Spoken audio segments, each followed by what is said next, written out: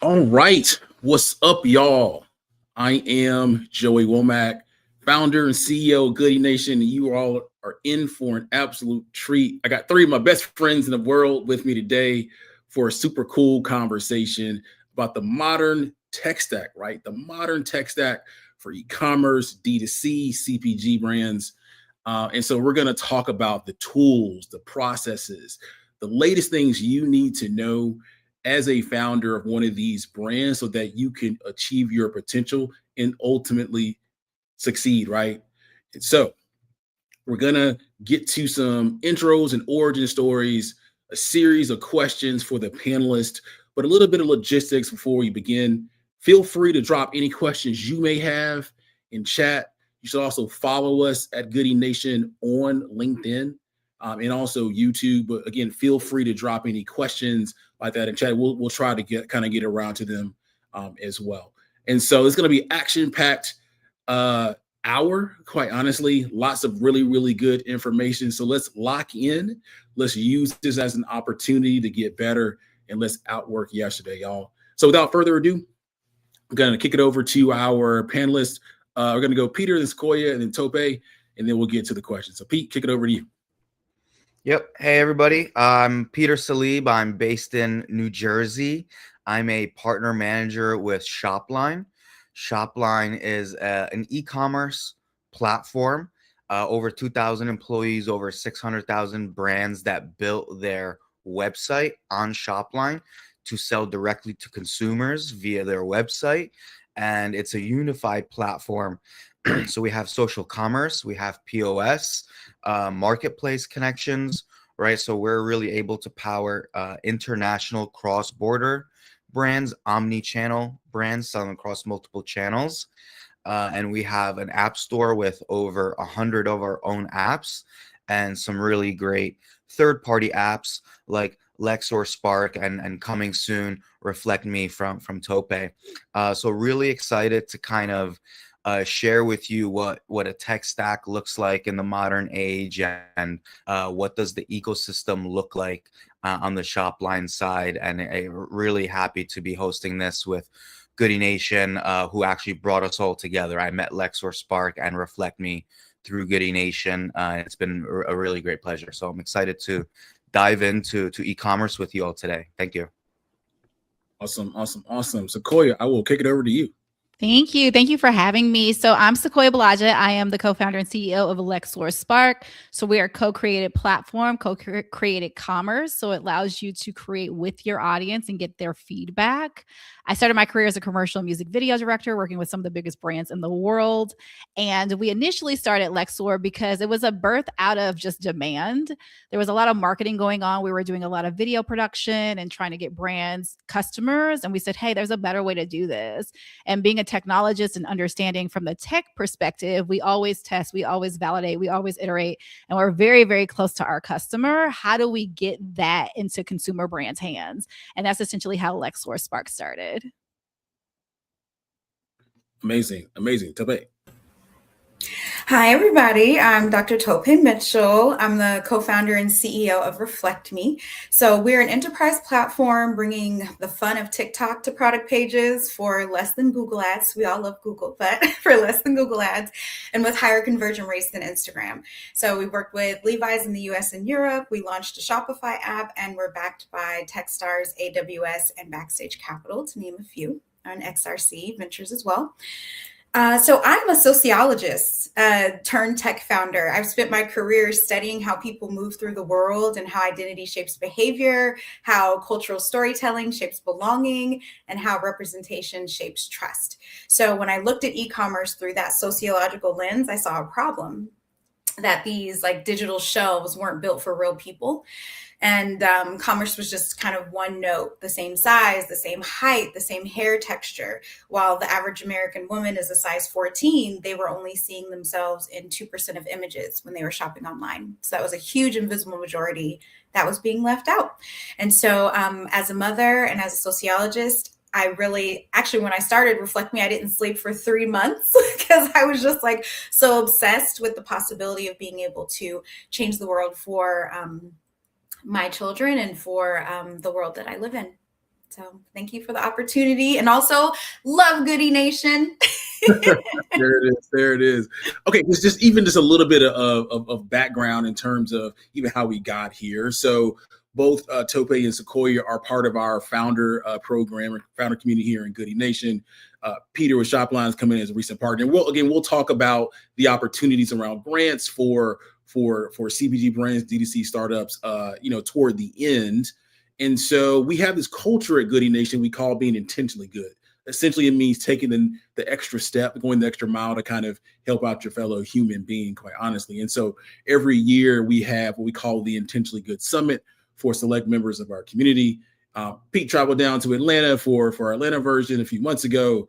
And so, we make the connections there. And also Sequoia participated in one of our industry roundtables we have around e-commerce space. So they made the connection. So again, this is how connections work, right? Relationships do matter in the innovation economy. And this is a perfect example of the power of being intentional. So let's get to the first set of questions. I'm actually going to ask this to everybody, starting with Pete. We're going to start with trends and what we see happening, right? So just a little bit of context of why I'm asking this particular question. I believe, and we believe at Goodie Nation, that information or access to information is a game changer. Right. So when you have access to what's kind of coming down the pike, you can make the right strategic decisions for your company and your life, quite honestly. And so let's talk about, what's kind of happening currently when it comes to the modern commerce tech stack. So Pete, for you, from what you've seen, how do you see it's evolved over the last few years, and what shifts do you see coming in 2026? Yeah, absolutely. So I probably should have mentioned this during my intro, but it actually applies here and leads into things quite well. So originally in the e-commerce world, I come from the product launch and product marketing space. So I worked with over 650 brands to drive traffic to their website via different marketing activities. And so the impact of these marketing campaigns that we're doing, they were always different. And what we realized, besides the audiences and the products and everything, what really came down to it was the website. Is it optimized for conversion? Is it a smooth checkout flow? Do you have win-back campaigns in place? Do you have abandoned cart flows in place? Right? Because it's not just somebody goes to your website for the very first time, checks out with a very high or average order of, a high order of value, right? It's not like that. There's touch points, right? Your brand needs to be exposed to a consumer around 7 times before this consumer has decided to purchase from your product and be a conversion, right, from your marketing. So it was at that stage when I started, and needing to understand the website infrastructure of a lot of the brands that we were marketing and promoting, because of the impact of the marketing was heavily tied to the foundation of the website and also the full marketing stack at play at large. So for the tech stack, a lot of the founders had never even heard abandoned cart, right? They didn't even know what that meant when we would bring it up, right? They didn't know that there were all these automations. They were very kind of like a lot of like level 1 type of operations where it's just like, you sign up for a platform, whether it's WooCommerce, SHOPLINE, or Shopify. You set up the account, right? They're all pretty, quick spin up to store type things. So you could launch a store in like 2 weeks, right? That's great. And somebody can go to your website and check out. And so like that is kind of the main foundation. But there's a reason Shopify has over 10,000 apps in the App Store. And so over the years, you've just seen all types of companies and groups develop apps for e-commerce brands across all types of different categories. And so one of the trends I'm seeing lately is, in general, AI everything, right? So now the next generation of disruptor e-commerce apps, they're going to be AI enabled natively, right? And so that's really the next frontier of e-commerce and where it's going. It's all going to be agentic led, automatic, workflows for completing purchases with just full agents and everything, as well as from the discovery side, from the marketing side. AI is going to penetrate kind of all these categories. But overall, the brands have caught, wind of this. And so they're trying all the different apps.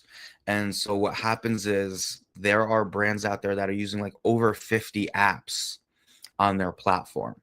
And so that's cool. They try, they install, they uninstall, they try something new, but that actually slows down your website quite a bit. There's a lot of like dead code that stays in your website, data structure, even after you uninstall an app. And so these things slow down the website in terms of site speed and site performance, latency, and different things. And site speed is one of the big factors into conversion and customer experience, user experience for the website.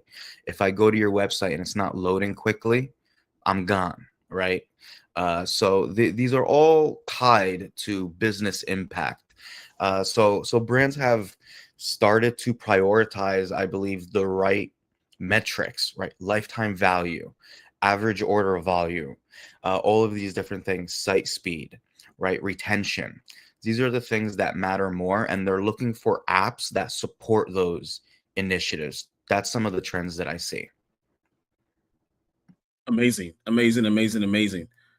Sequoia, I want to kick it over to you. What have you seen? What have you seen kind of happen in the last few years, and where do you see this thing going? Yeah. So I think what initially happened in the beginning is we were focused on driving traffic to the site. Whereas now it's literally speed to solution. So meeting the customer where they are. So if you look at like TikTok shop and people being online, I think Shopline does a really good job of this, of integration, right? You're seeing customers shopping real time, they're buying, and those purchases are being converted to the website in terms of tracking the metrics and revenue, but they're not necessarily having to go and shop there. So how fast can you get the solution in front of the customer and actually transact in that volume and speed to solution is something that I'm seeing a lot of. The other thing is too, like Pete was saying, there's been so many tools, you're testing them, you're trying them out, but it really is about the customer at the end of the day. You have a product that you ultimately want to sell, and how do you get that customer to purchase really, really fast? So if we think about AI has been around for a very long time. So we're just now seeing it from the consumer's perspective. And if we think about it in terms of integration, how do we have these tools like your Shoplines, like your Lexores, where we're actually meeting you where you're purchasing and then being able to transact there? And then our tool is just supporting that from an infrastructure standpoint. So I think that's a difference in terms of the buyer behavior. Like you can be on TikTok shop and rack up a bunch of sales sheerly just because this person is on live and just getting those transactions happening there. And so that's been my perspective, is the customer just wants you to come to them versus the other way around. Like me having a website and just standing it up and just waiting for those transactions to happen, it's just not happening anymore. It's where do you see it in the marketplace? Where do you see it on social? Like those things. That's the trends that I'm seeing. So Tope, I see you nodding your head. Like, where do you see this thing going? Yeah, I mean, they both hit the nail on the head with AI and with social. I think 5 years ago, from our standpoint with Reflekt Me, e-commerce was obsessed with prediction, right? We're trying to guess your size. We're trying to simulate your body. We're trying to approximate your fit. But prediction isn't personalization. It's very mechanical. And we have all these mechanisms now to actually use more social methods in order to help you figure out not just your fit, but your preference. You know, the majority of returns, it's size, it's fit, it's preference. It's things that you can't just predict for someone. And so just like Sequoia was saying, there has to be this conversation. And that's why a lot of those tools kind of hit the ceiling, right? So I think that there's just this major shift now. We're moving from simulating the customer to reflecting the customer, from avatars to real humans, from guesswork to trust. So Reflekt Me, we sit squarely in this new era, this experience layer of the modern tech stack. And we don't try to guess your size. We don't try to create that avatar for you. We show you what real people who look like you are, look like actually wearing and enjoying the product. So I believe that is a really cool leap, and we've been inspired. We have some really fun, amazing updates to show to everyone soon, but we've been really inspired by a lot of what we're seeing on social media. We started off looking at our competitors and creating this modal that was, this kind of personalized dashboard of photos, and we're realizing people don't even want to click anymore. People want to scroll. They just want an image to jump at them. And so we've actually changed a lot of our user experience so that it feels so much more like social media. But just like Sequoia mentioned, it's right on our client's product page so that, their customers can get that personalized, fun, informative experience. I love it. I love it. I love it. So you mentioned some things that founders should be doing. So I'm going to transition to that. I'm going to actually kick it to Sequoia, next. In your opinion, Sequoia, like for early stage brands, what are some of the pitfalls or things? Like, what are some things that the early stage brand founders should not be doing? Yeah, so I think a lot of founders focus on vanity metrics, and it's how many likes can I get? How many followers can I get? And really in your earlier stages, you don't have a lot of money. You're very limited on budget. So the first thing you need to be doing is figuring out, does your customer even want what you're trying to sell? So getting in front of them, asking them, trying to really solve a problem for them. And then once you understand what that problem is, does your solution fit? Right. And with Lexore, what we do is we allow you to get in front of them very quickly. Like I was saying earlier, you don't have to go to them. They can literally be on your Instagram, in your TikTok, and vote. And then that data gets scraped and pulled back into Lexore, so you know exactly what they want. So once you understand that, then you want to build from that perspective. You cannot build on guesswork anymore. Like people essentially built before and said, hey, we're going to put out this drink and we're going to put it into the market and we're going to run a bunch of ads and then hope that they buy, right? Gone are the days. Like you have to get that feedback early, understand very clearly what your customer is responding to. And that could be anything from pricing to packaging to positioning in the market. That could be community engagement. What event do you guys want us to do next, right? And so I think about it like making your customer your co-founder. Kim Kardashian actually just talked about this. She just released a program on a platform called Masterclass, and it's really just like integrating your customer in that entire buyer journey from the feedback to execution, and then giving them exactly what they want. So yeah, for me, I think wasting your money just on marketing, just for marketing's sake, on the big parties, the launch parties, the things that really don't move the needle, you need to be maniacally obsessed with your customer and understanding that your product is the solution that they want. I love it. I love it. I love it. Peter, I want to kick it over to you around pitfalls, and this is particularly is around like merchant scaling from a simple online storefront to more of an omni-channel operations, right? What are some of the biggest pitfalls you see in this realm? Yeah, so I commonly see two pitfalls. First, when you're first getting set up on e-commerce, a lot of people are doing like custom coded websites. Even still, they're using things like Square and Stripe and Webflow and like WordPress / WooCommerce. And while all that stuff technically works, they're not proper native e-commerce platforms.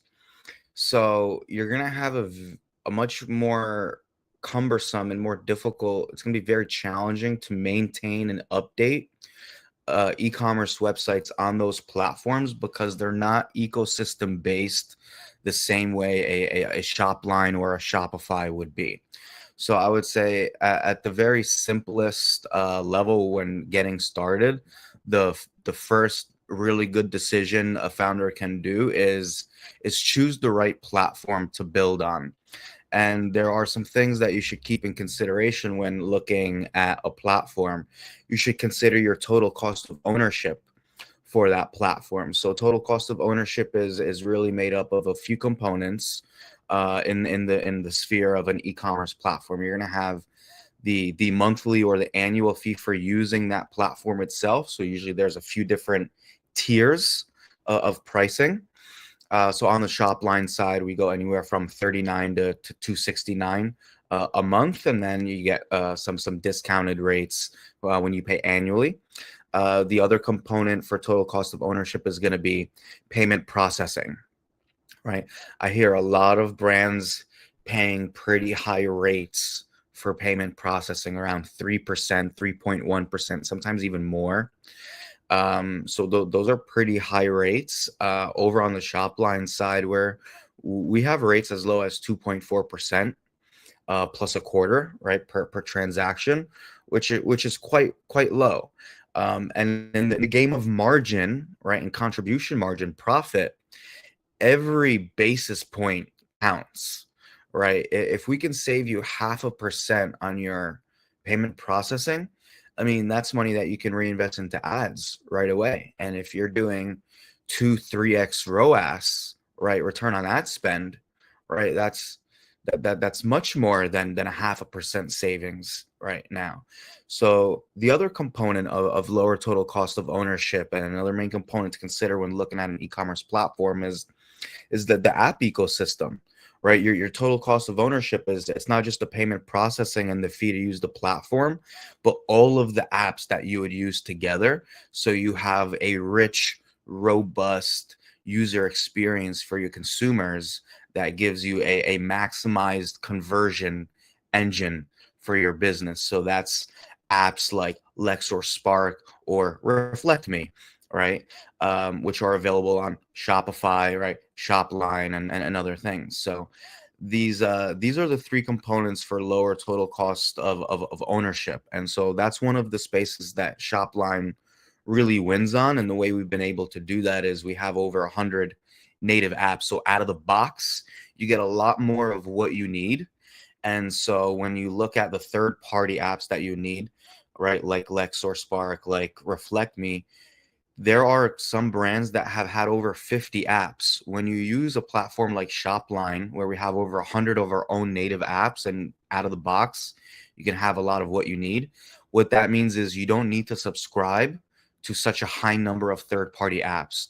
Every third-party app is going to come with its own subscription. It can be a monthly subscription rate. If it's something like a subscription tool or an email marketing tool, those are usage based, right? So the more you use it, the higher volume of usage, the more you pay, right? So that's just one angle from it. From an omni-channel perspective, one of the big pitfalls is not really understanding the full go-to-market scenario around this new channel, right? So let's say you're primarily selling on your website. Right now you want to go into Amazon. Okay, to be successful on Amazon, like it's a whole separate business, right? And then when you look at, okay, well, now I want to go into in-store physical retail, right? Either mom and pop shops or like the big box chain stores, right? Whether you're a CPG and you're going after grocery, or you're a consumer electronic and you want to be in Best Buy. All right, getting onto the shelf of those, that's the starting point for the retail journey. That's not where it ends, right? You have to drive sell-through in retail. It's not the retailer's job to sell your product. It's your product and your brand's job to sell the product. And it's the retailer's job to have it on the shelf. So when customers walk in and they know about your brand and they see it on the shelf, your brand sells itself. And so that's heavily relying on the packaging. The packaging is your silent salesman. So when you do retail, you have to be super mindful about investing into sell-through, right? Marketing activities for selling through retailers, about your packaging, right? About the post-purchase experience, because when somebody buys through retail, you don't know who they are. You don't know the end customer, right? Just like on Amazon, somebody buys it on Amazon, you don't know who is your customer. So with retail on Amazon, those are kind of the two main pitfalls. You're going to be paying high prices to market through them, and also high prices for like commissions and, platform fees and such. And like really the real downer is you don't get the customer data. So there's no opportunity for you to do any retention or win back or any of these things, birthday offers, right? All that stuff goes out the window. So it becomes not a cannibalized sort of thing. There's ways to balance all of the different channels between Amazon, e-commerce, right, retail, social commerce, and everything, where it's much more cohesive. But ultimately, you're going to find when you're omni-channel that you make different profit margins in different channels, right? And so your pricing strategy has to be inclusive of all of your sales channels. And so when you run promotions here, right, you're not destroying the channel over here, right? If you run a sale on Amazon, what does that do to your in-store? What does that do to your website? If you have the lowest price on your website, well, what does that do to your Amazon listing, right? So it's a little bit complicated for being omni-channel, and I think a lot of brands try to do too much too soon, and they're doing it with like the level 1 playbook, right? Because the higher level playbooks just require more resources, more scale.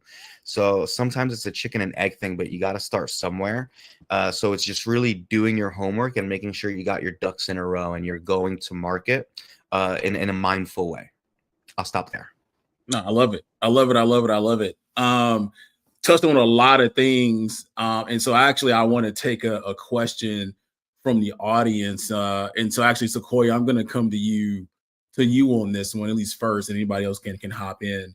At the end of the day, how do brands stand out, right? That's what they're. And thank you, McLean, for the question. How do Sequoia, how do you, any thoughts on how do you get brands to stop and look at you, considering all they're looking to do is really scroll? Yeah. So I think what's interesting about AI, again, it's infrastructure, right? So I think what actually makes your brand stand out is being engaging with your customer.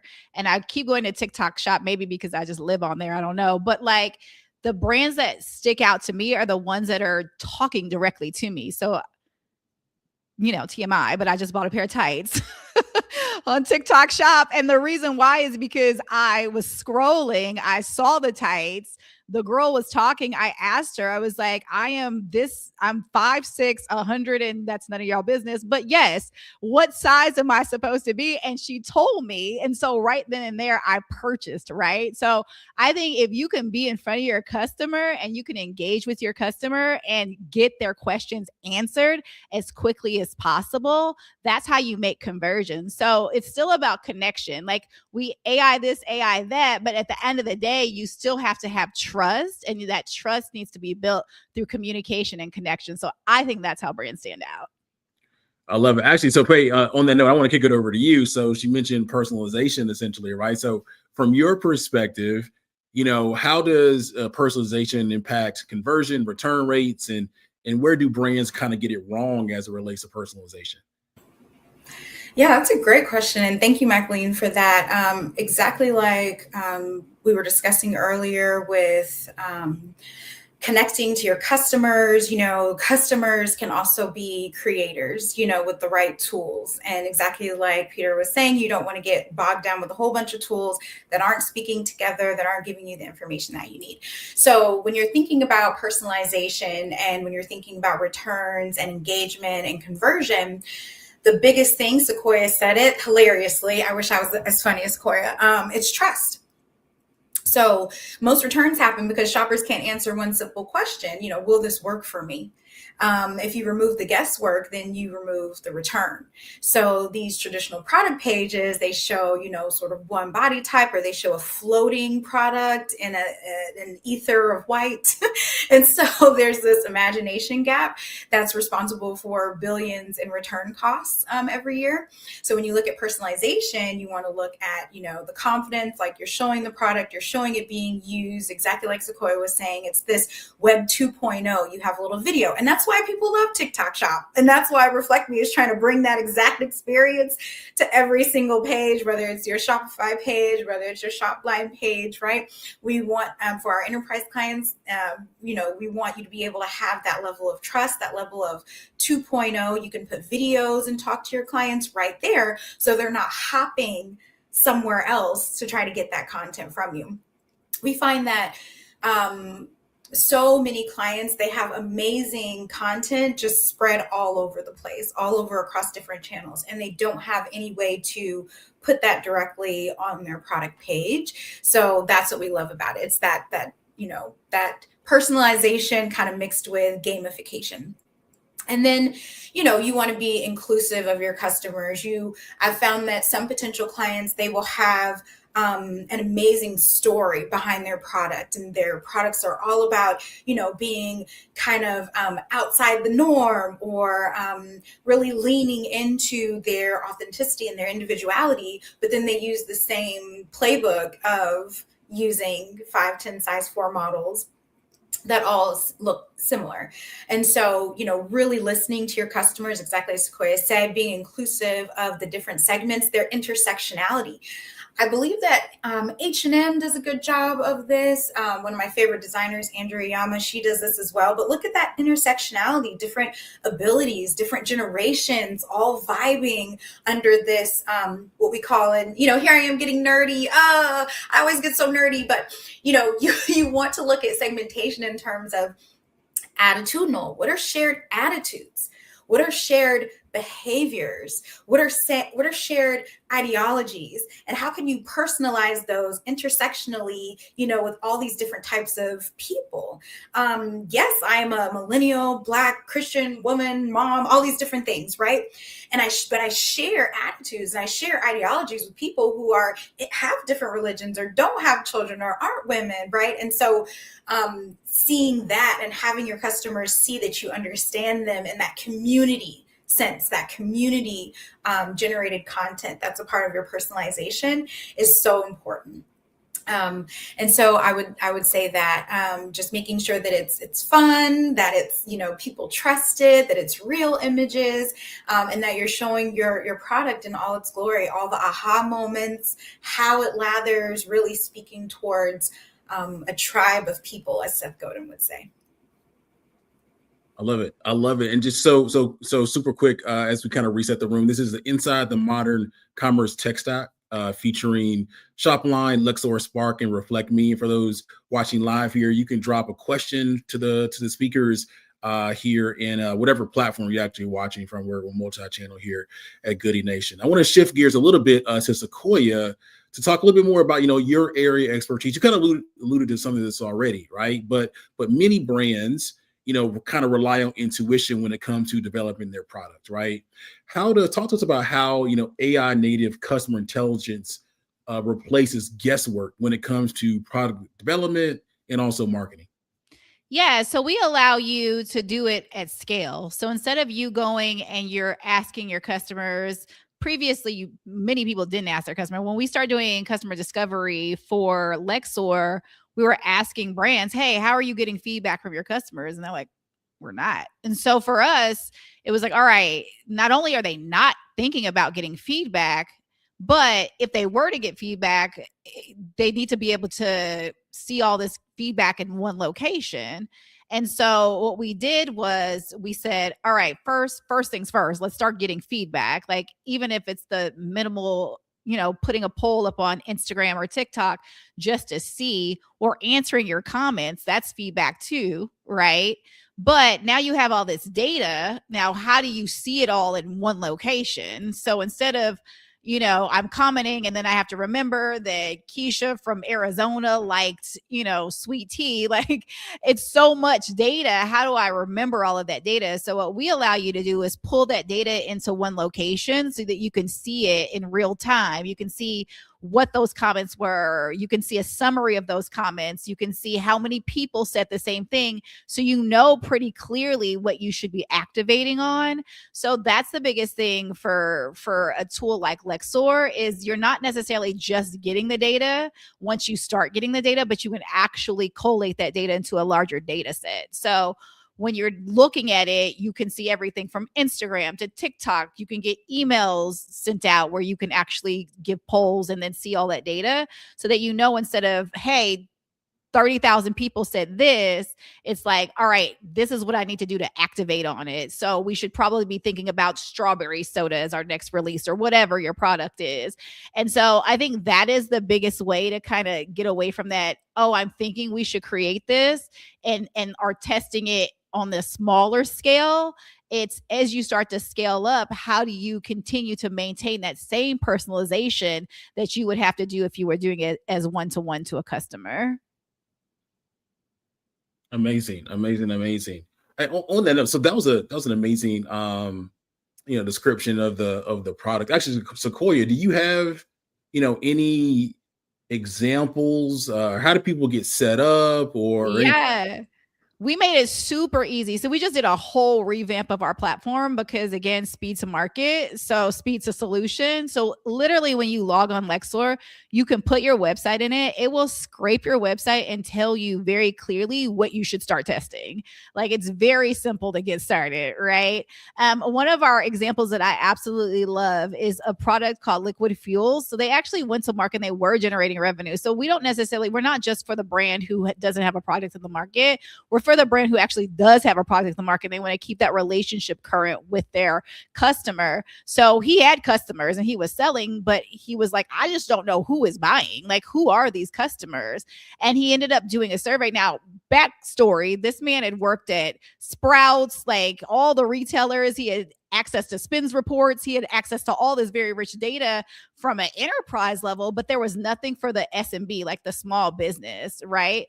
And so when he used Lexore, he was like, whoa, this is crazy. Like, I can see very clearly who the customer is that I need to serve and then what we need to give them. So he realized that he has a performance-based energy drink, that his customer segment was parents of youth athletes. Like, that's wildly specific. And so with him understanding that, he was like, all right, great. We're going to get more influencers who are these youth athletes, and we're going to go after that target market. And he was able to reduce his COGS, his cost of goods, because he knew very specifically who that core ICP was. I love it. Tope, I want to kick it over to you, and then Pete, like, just super quick, Tope, like, how does your product work? Want to come and give us like a verbal demo? Yeah. So what we do is that brands can take their content, their real pictures, whether it's a campaign that they do with employees to take pictures in their clothing or using their hair products, whether it's a campaign that they do with their customers, which has worked really well. When we first started off, one of our first clients was a t-shirt shop, and it was called A Dope Heart. And she actually did a campaign with her customers to take a picture in the clothes that they had bought from her. So she put it on social media. Her social media, everyone like was so excited about seeing pictures of themselves in the clothes. And then actually on her website, they could click each size and see a real person in the clothes. And as we're talking to her customers, they're I'm trying not to use nerdy terms like locus of self-control and all that sort of thing, but their love of themselves and their own image across all the sizes went up because they were asked to represent a brand that they loved, that they were on the main site, that they could be seen. And then her sales lift went up 4 times, because if you're buying t-shirts for a group, like let's say your parents, right, buying an energy drink and you're buying shirts for the team, you can actually see what the different sizes look like on the pictures of people to buy the right size, especially when you're a smaller brand that isn't everywhere. Everyone doesn't really know which size to buy. There's a 4-inch size difference across most brands because it's not standardized, especially if you're, and then if you're moving from that small client to, the billion-dollar clients, like working with Levi's in the US and Europe, they're manufactured in different places. You want to, size down with lighter colors and size up with darker colors. And that's information that you can't just bombard someone with on a size chart, but they can actually see when they click a see it in my size button. That's called action. Modal pops out and you click the sizes and you can actually see a person in a full look. So what actually helps our clients as well, exactly to Sequoia's point, is that we were told, by our clients that they don't know how people want to wear their clothes, right? They can't predict that. They can't use a lot of algorithms for that. But when people are providing content, it's like themselves as a brand, they've never seen every size of person in their clothes because they're using fit models and they're using micrograding and they're using all these things to make these higher sizes. So when the brand can actually see what their clothes look like across different sizes, and then different generations of people and people across the world are showing them how they want to wear the clothes, that's really what made TikTok blow up in a lot of ways as well, is that people were showing brands how they wanted to wear their product with this short form video content. And so we allow brands to have that in-house and a back-end platform that anyone across the organization can use operationally, but then also for the customer, it is a huge boom. I mean, we knew this research-wise, but to actually see that we were increasing their sales conversion 75% was beautiful. To see the add to cart go up 70%, because you're seeing someone who is your exact size wearing a full outfit that looks perfect on them. You're going to put all that in the cart, right? But then people want to see, I took this from a case study on American Girl dolls. People want a mirror, but they also want a window. They get really excited clicking all the different sizes and seeing all these people from different countries and, you know, you wearing the clothes different ways and getting excited about that. But they're all on your site and it's all your clothing. So it's not like a scrape that you would see with like competitors where they may have on another competitor's shirt or another competitor's jacket with your clothes. And then with hair products, we've just recently gotten into hair products with Wrap-A-Lock and launching soon with Puff Cuff, where different textures of hair, or as we know, ladies, how you've done your hair that day, you can see how the product will work. When my hair is like straighter, or when it's a kinkier texture, how is this like Puff Cuff going to hold my hair? What is the style going to look like? So you can do all that on the site, and that helps our clients as well, because it's hard for them sometimes to tell customers you can buy more than one size. Like with Wrap-A-Lock, if you have long locks or you have short locks, you can use that same tool and it'll just do a different style. But that can be really hard to explain. But if someone's sitting there being entertained and feeling like you're speaking to them and they're being seen and they're being recognized, they're going to engage with all of that content. I mean, we've seen up to 8 minutes just on a product page, excited with over 1 million data points. You know, we're seeing like they're just excited on your site for this product. So they get really inspired. I know, I get excited. Can I just talk an hour about like clients and Reflekt Me? That's all. It's all good. And Shelby Austin here is like, go ahead and use the big words, right? So go ahead and use it. Peter, you want to just quickly share about how, you know, how Shopline works? I'm gonna do a virtual demo, and then I do have another question for you. Yeah, absolutely. So pretty standard, you know, e-commerce platform in the sense that you would expect it to be, right? You make an account, you have a drag and drop website builder.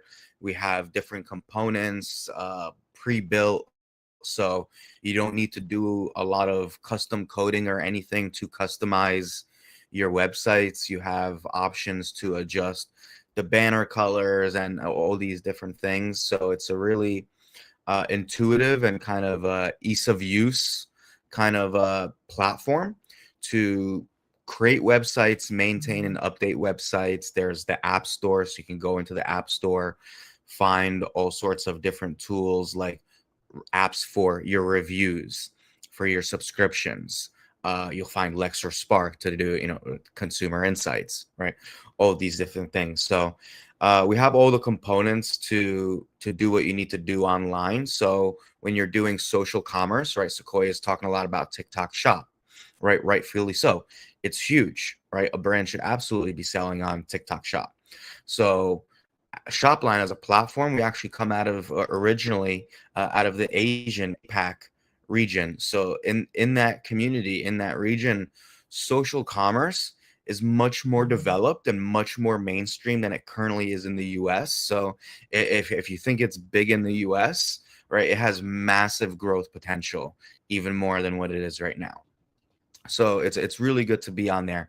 And so Shopline as a platform and having those roots in the APAC region where social commerce is much bigger, we have features for social commerce that will help you do those things. And that's one of our differentiators from other platforms. If you're a brand that is leaning heavy on content content creation and social commerce, SHOPLINE is a better platform for you, right?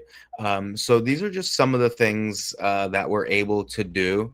And with partners, we're able to do other markets as well. So, right, one of the new verticals that we've expanded into, I just came back from MJ BizCon in Las Vegas. That's like a big CBD and hemp, industry event. And so with regulated payment processing and some new features and some new front end themes, we're now able to support a compliant and regulatory type of company.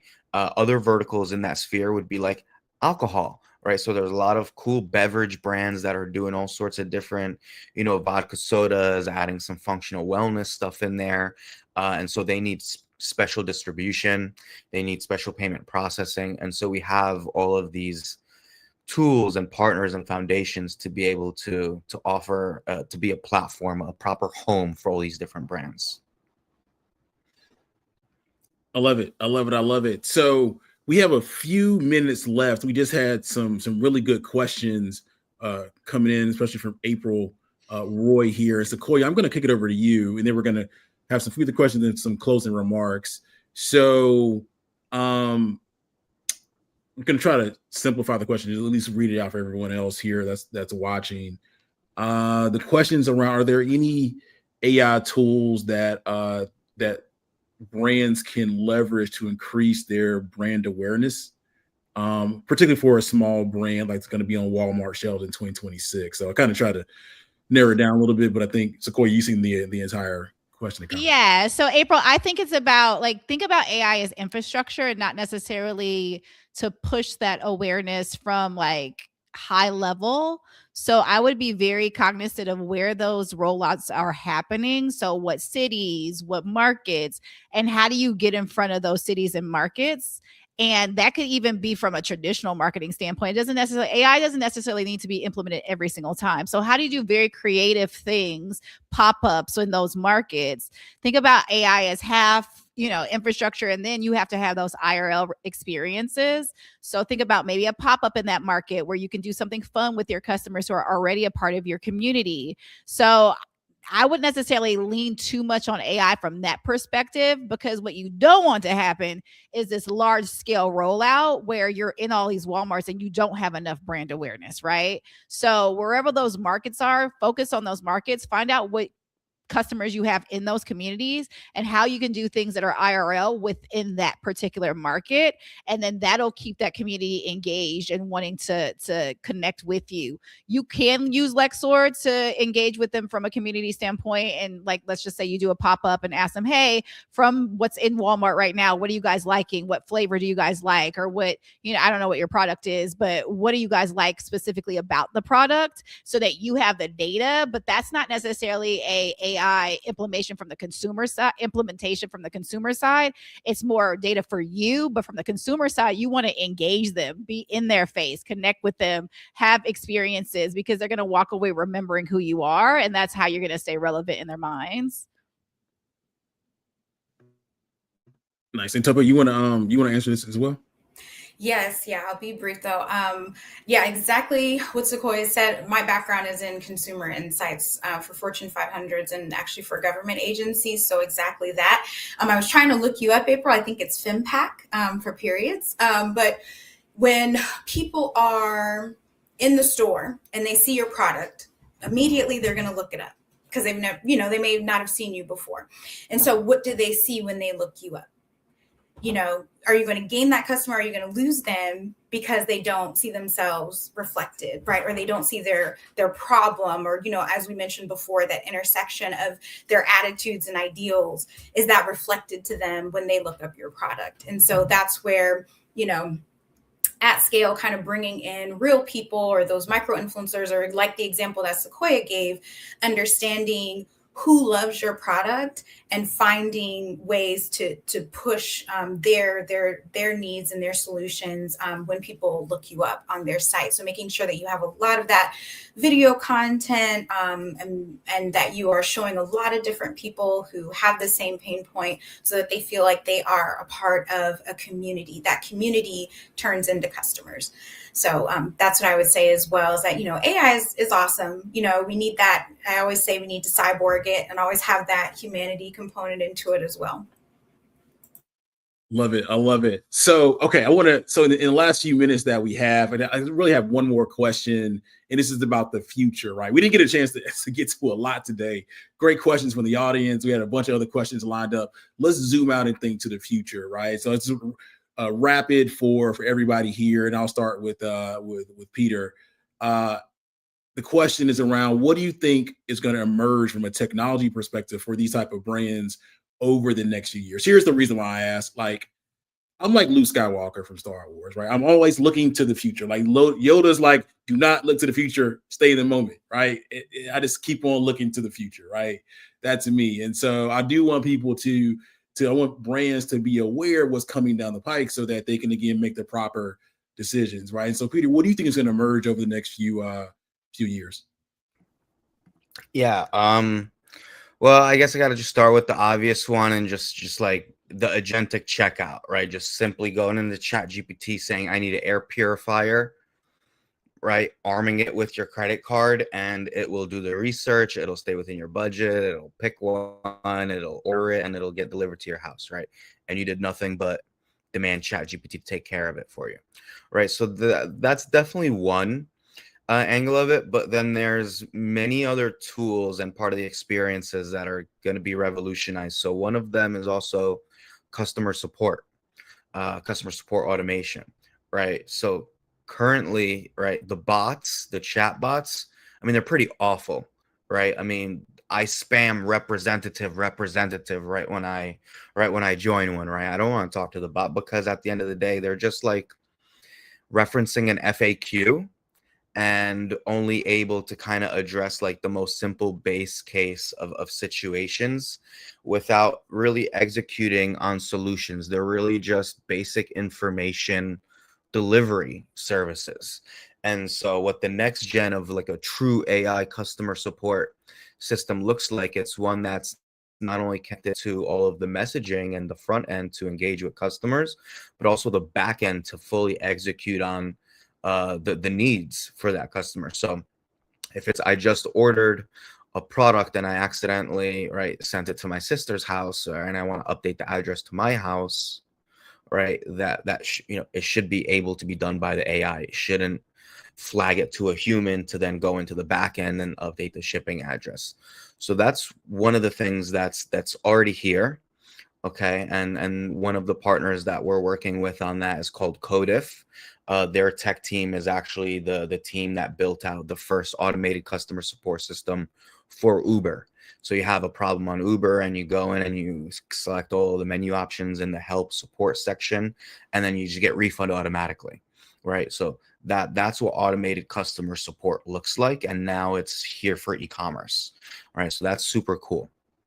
Then you have things like spatial commerce, right? Which is all the AR, VR type of thing. So I don't know how many people really have like an Apple Vision Pro or like, the Meta Quest headsets, but that's definitely like a new frontier for e-commerce. And so now brands not only have to display their products on a regular product display page on a traditional website in 2D, but now they need to do 3D. They need fully virtual 360 spinning exact replicas of all of their products, right?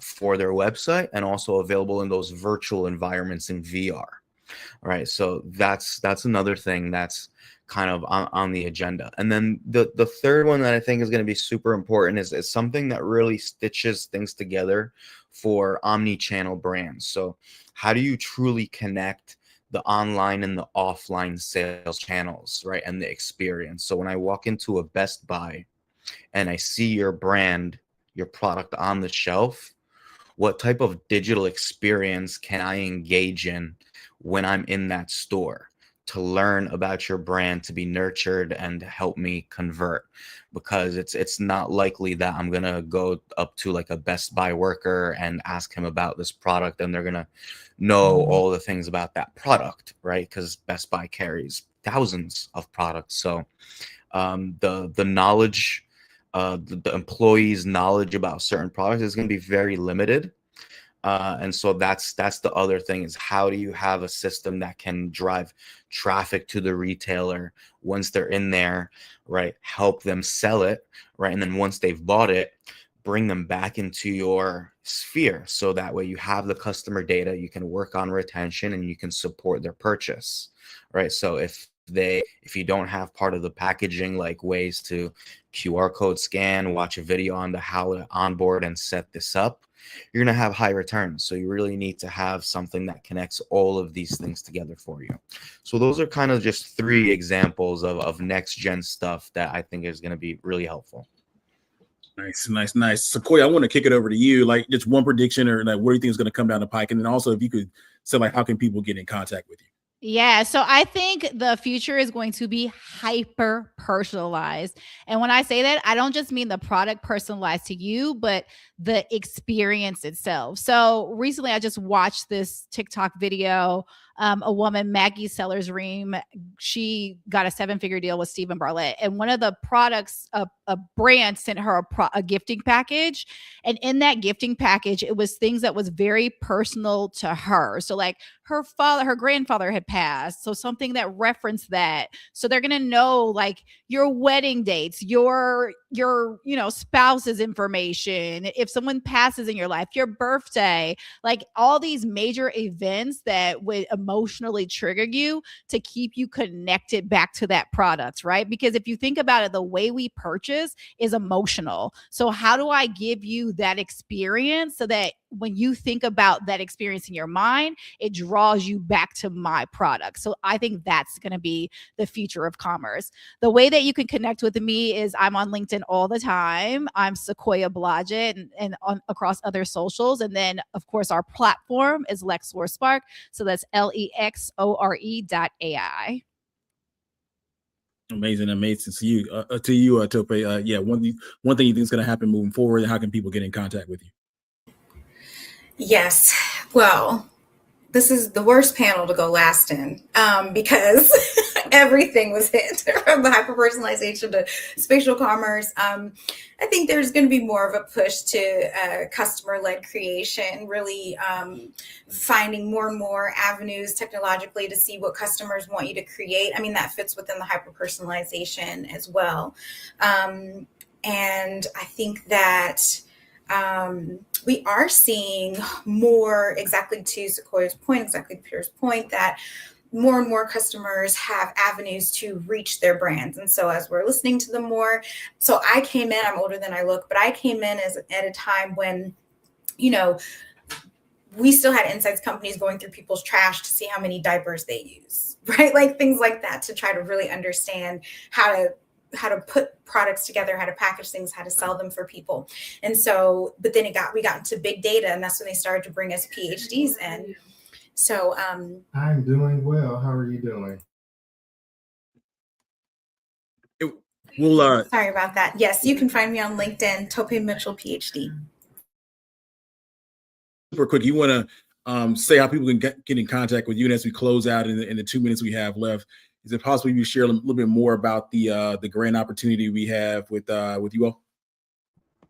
Yeah, absolutely. So in the comments, I just dropped all the LinkedIn links for Dr. Tope, Sequoia, and myself. So feel free to connect with all of us.